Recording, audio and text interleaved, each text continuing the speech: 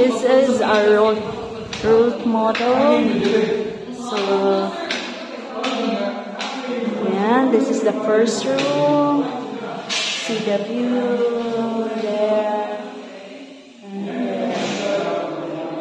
this is 43.10 square meters. The floor area and the lock area is, if corner is 48 and if inner unit is 32.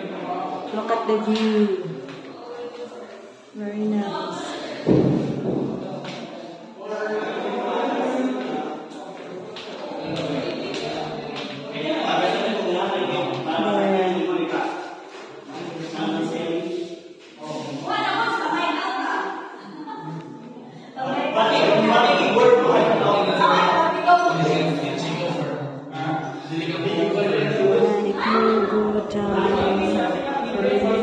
There's the service area.